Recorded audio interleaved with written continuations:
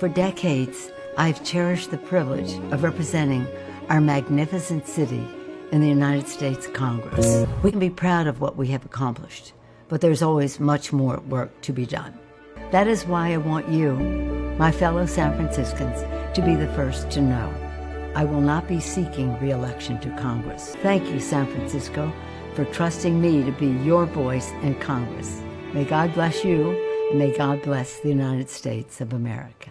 Nancy Pelosi's retirement. Thank you, press. About Nancy Pelosi? Nancy Pelosi's retirement. I think she's an evil woman. I'm glad she's retiring. I think she did the country a great service by retiring. I think she was a tremendous liability for the country.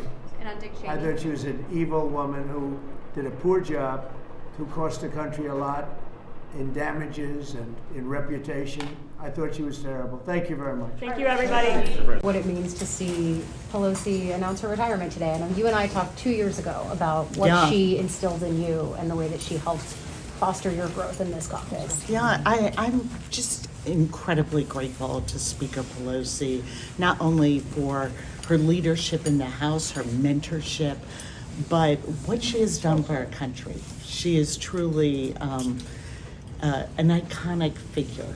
And through her values, through her strength, her leadership, her persistence, she has moved us forward as a country to those ideals that we uphold of liberty and justice for all. And she does it with grace and strength and deeply rooted in her faith. And I'm very happy for her in this moment, but we will miss her. Can I ask favorite Pelosiism? Oh, you've got to be able to take a punch and throw a punch for the children.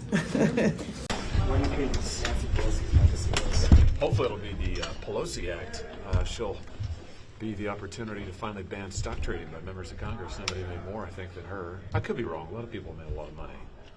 But that's what you'll remember her for? Well, that's if we can get the law passed. I think that would be a great achievement for the American people. There's nothing more outrageous, Mono, than the fact that members of Congress trade millions of dollars worth of stock every year, make huge sums of money with information the public doesn't get.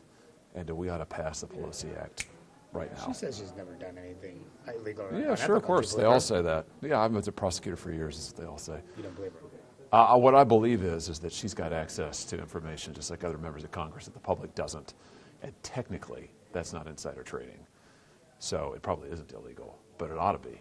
And we ought to ban it. We ought to ban it across the board. And Republicans and Democrats. I mean, she's an egregious example, but there are a lot of Republicans, who trade stocks, including in the Senate, who trade a lot of money in stocks. And same rule ought to apply to them across the board. So that'd be a great legacy. Could I just ask you your reaction to Speaker Pelosi announcing her retirement? Well, Speaker Pelosi is an iconic, historic, legendary, transformational leader who will go down in history as the greatest speaker of all time. It's been the honor of my life to be able to serve with her, to be mentored by her. She's an amazing colleague, and the country is better off today because of what Nancy Pelosi has done during her decades of public service.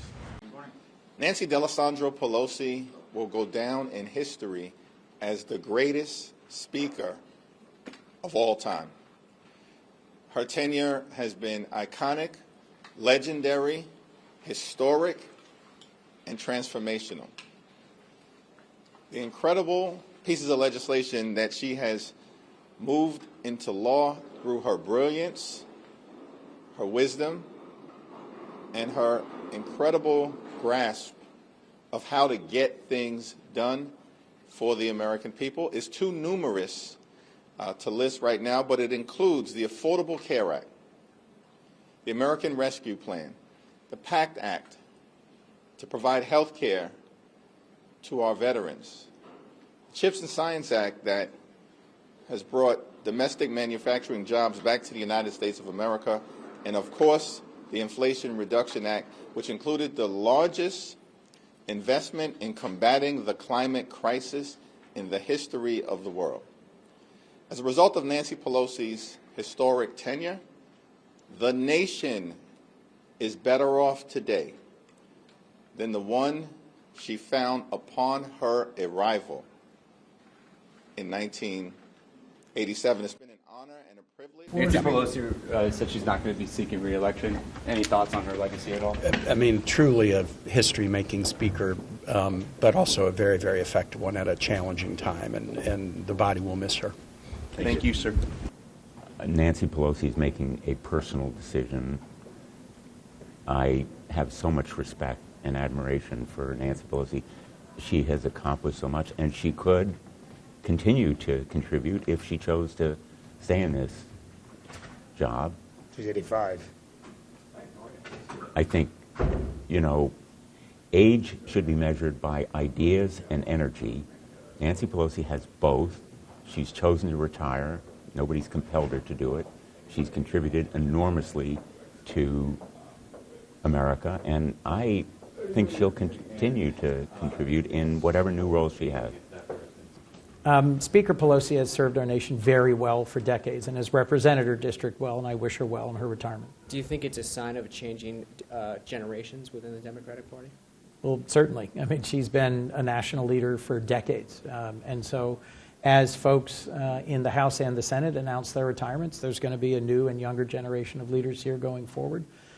In many ways, that's a good thing. Speaker Pelosi has been one of the most talented legislative leaders I've ever known. Thank you all very much. Thank you, sir. But I just wanted to get your reaction to the news of Speaker Pelosi's retirement. She has been just an icon for this institution, truly the greatest of all time. And we've seen her through really good times when we can do amazing work, and we've seen her steely resolve taking us through the tough times. I feel so fortunate that I got to serve with her and learn from her. And I will remember what she always says, it's for the children.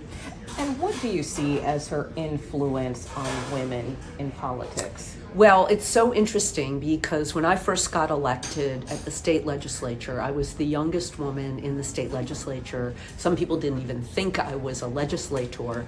And then I got elected to Congress about 5 years ago.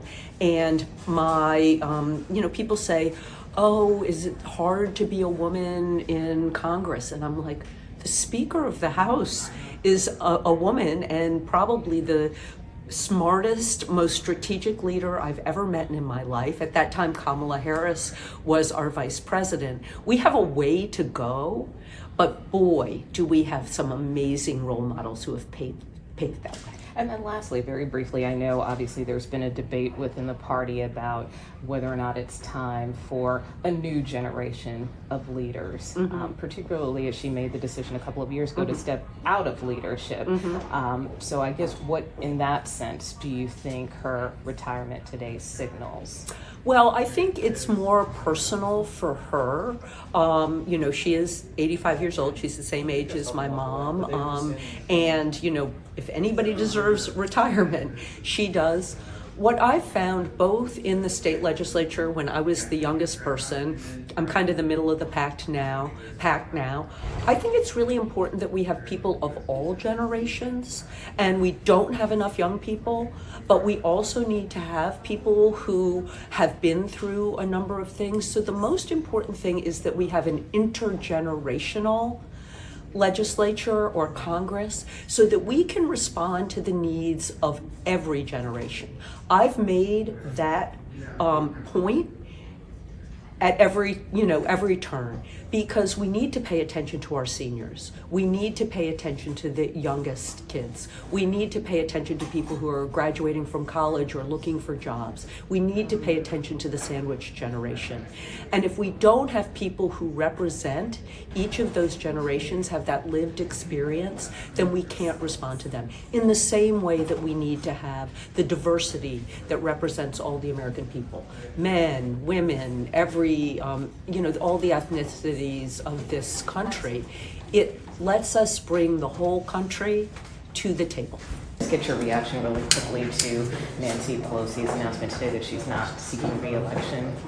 It's kind of like a redwood falling in the forest or something. It's huge. I mean, this is a woman who has been an incredible political force for decades.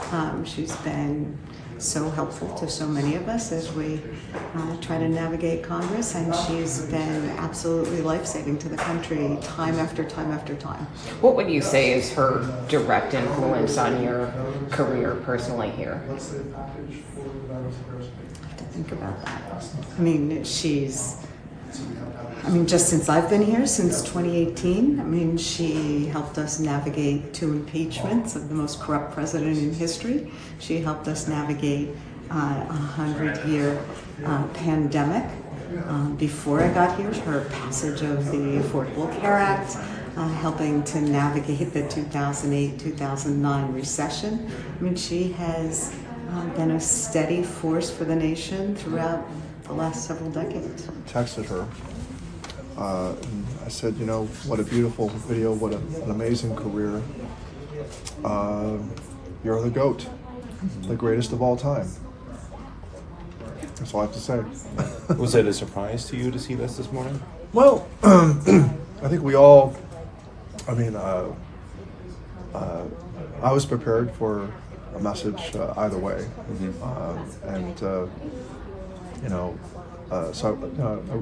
I can't say I was surprised, but it's a hard to describe feeling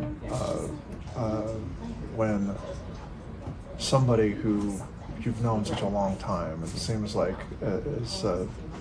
things are never going to change, but things do change. Life moves as it does, and it's just one of those shifts, like an era. There's a moment or an era that is coming to a close, and I have no doubt she's going to continue to make contributions, and that her final year in Congress is going to be productive, and she'll make contributions. This latest effort to pass Proposition 50 was amazing to watch her in action. She played a fundraising role. She played a role in facilitating. But there were other key leaders, but she played a pretty important role. And I don't imagine that when she says, she quotes, I think it's St. Francis, or it's a biblical thing, Lord, make me an instrument of thy peace. She will continue to be an instrument of consequence to our democracy.